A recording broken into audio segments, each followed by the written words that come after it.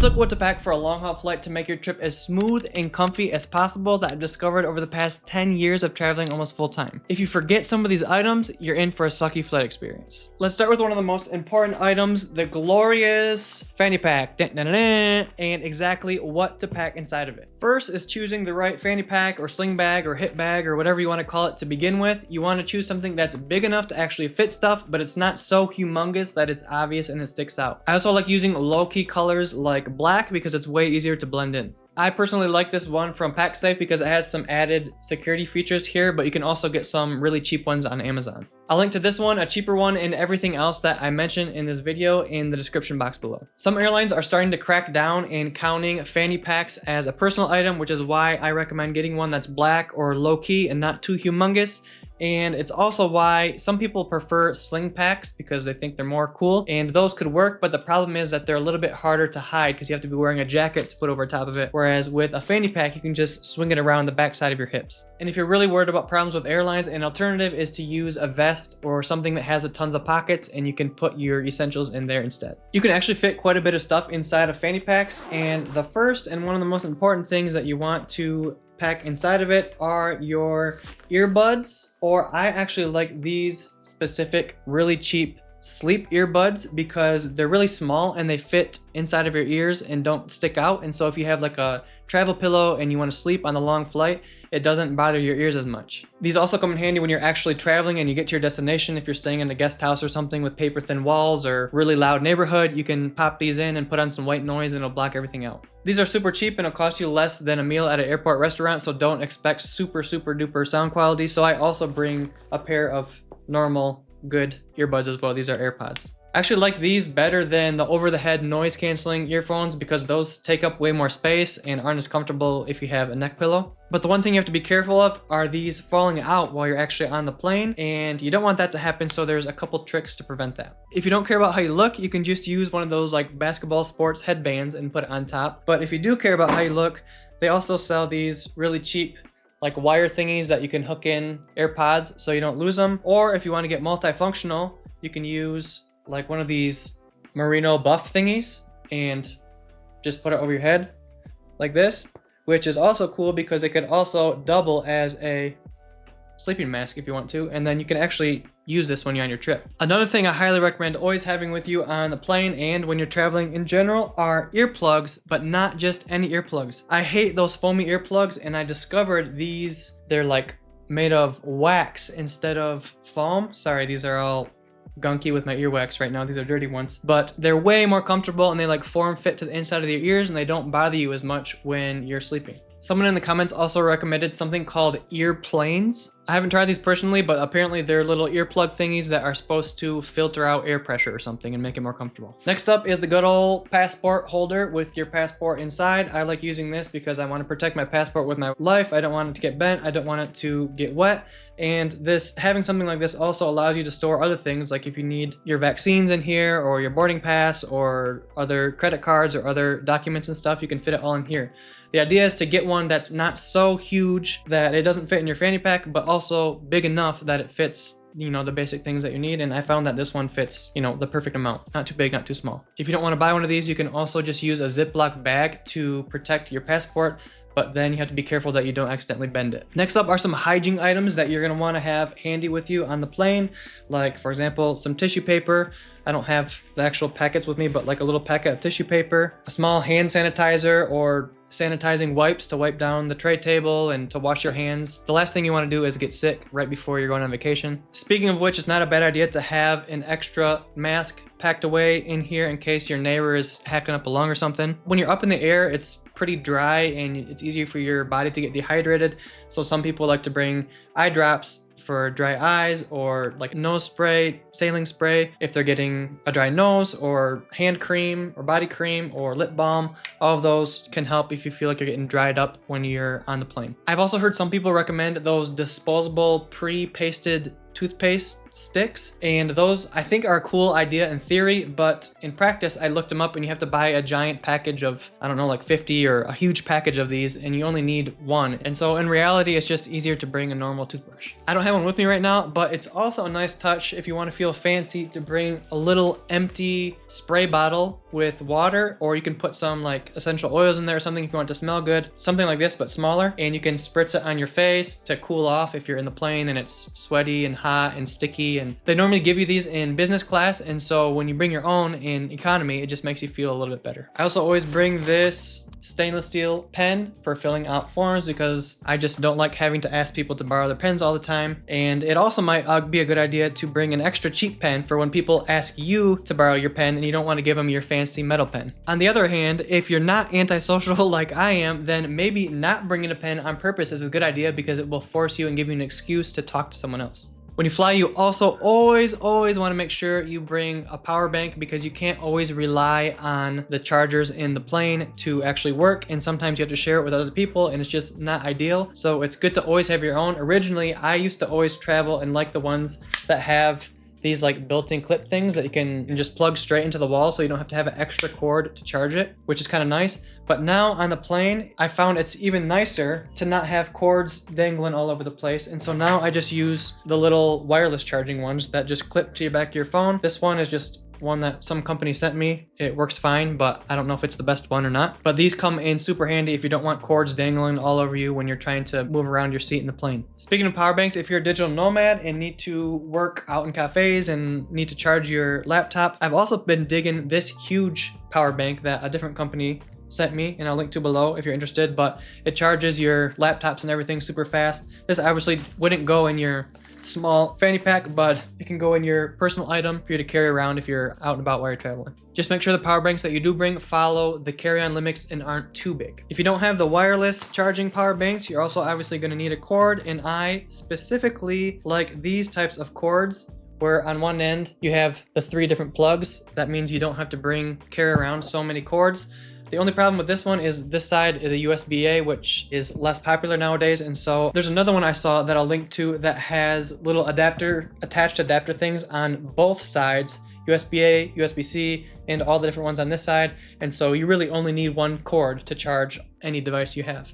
Next up, we got a little baggie of snacks. I don't know if these spilled in here or if I ate some. There's not very many left. These are macadamia nuts. The idea is you don't want to depend on the airline meals because you might not get one at all because airlines are getting cheaper and cheaper, and if you do, you don't know when it's going to come, and you want to have food available if you're getting hungry. I once told a story of how I brought a whole entire loaf of peanut butter and jellies on a super long flight, and a bunch of people commented saying what a monster I was for eating peanut butter and jelly sandwiches because what about people with peanut allergies? I'm interested to see what you think. Is it your responsibility to not eat peanut products while you're traveling because someone could be allergic, or is it the allergic person's responsibility to announce to everyone not to eat peanut products? It's also a good idea to pack some gum if you have trouble with the changes in pressure in your ears, because chewing the gum can help alleviate that. Just be careful, because when I mentioned this before, a bunch of people freaked out on me and said that chewing sounds are annoying and don't chew gum, and so you have to decide for yourself what you do.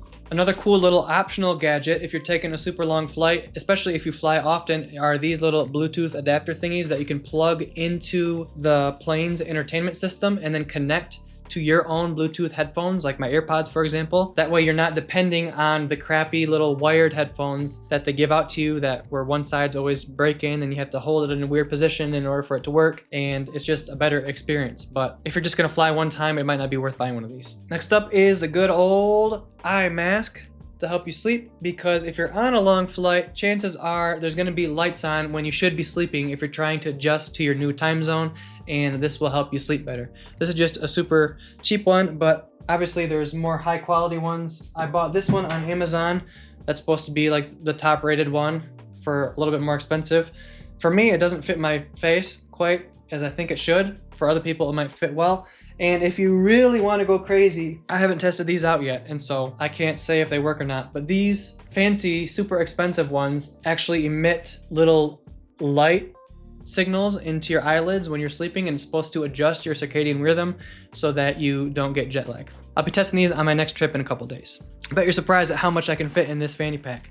Next, you want to bring any emergency medicines that you want to have handy in case something goes wrong on the plane. Maybe like motion sickness medicine or diarrhea medicine or some cough drops if you get a dry throat or something. And so ibuprofen if you get a headache. And so I just have a couple little medicines in here. If you're a woman, I once had someone recommend that women bring emergency period kits with them.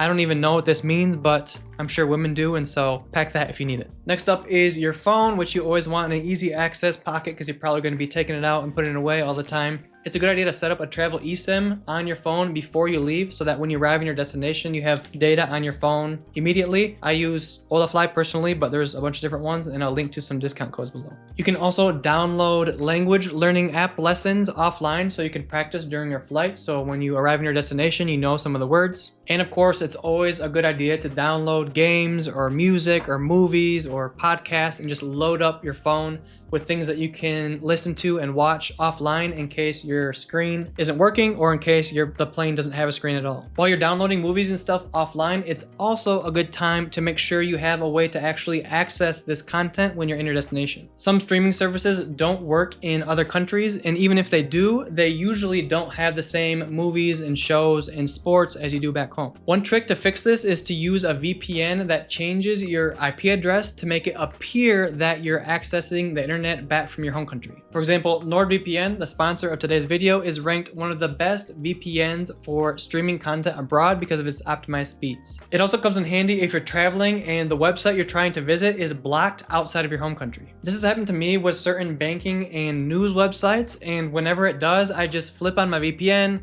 change my location, and bam, it starts working again. If you need a VPN, you can get 74% off NordVPN plus 4 months free using the link down in the description or on the screen. Okay, so the fanny pack is actually only step 1 because you also will have a personal item with you where you can store stuff under the seat in front of you. This is still in arm's reach, but it's a little bit more annoying having to reach down in the small cramped seats and find what you're looking for compared to the stuff that you have in your fanny pack or a vest. You want to make sure your personal item fits within the airline's sizing limits, which is different for all different airlines, but even if it's a little bit too big, don't freak out and think you have to buy another backpack. As long as you don't pack it completely full and it's a little bit flexible, you should be able to fit it and squish it down in the bin. I've tested a buttload of different personal items, including some really clever ones, and I'm making a video comparing all the best ones, so make sure to subscribe if you want to be notified for that one. Okay, so let's see what we've got packed away in this bad boy. But first, obviously, any overflow items from your fanny pack that don't fit there, you can have in your personal item, especially things that you may only need to access one time during your flight. It might not be a big deal if you keep it in your personal item under your seat. Okay, so out here we got one of the most important items, which is some baby wipes to clean out your bum in case you have to take a number 2 on the plane and you want to make sure you have a clean bum. Diane, my wife, taught me about these and they're life-changing. Next is, it's always a good idea to have a good old quality lock when you're traveling. If you're getting up to take that number 2 and you have valuables in this backpack, it's not a bad idea to lock up the zippers. I highly do not recommend using those normal TSA locks like these ones when you're traveling, unless you're using it for your checked bags or something, which I also don't use for that either. The reason is because these TSA locks have little keyholes on the bottom with master keys, and thieves can just buy the master keys. So I did a bunch of research. Long story short, this lock is the most secure lock that I found that is small enough to fit into, connect to zippers together, basically. And so I'll link to that one.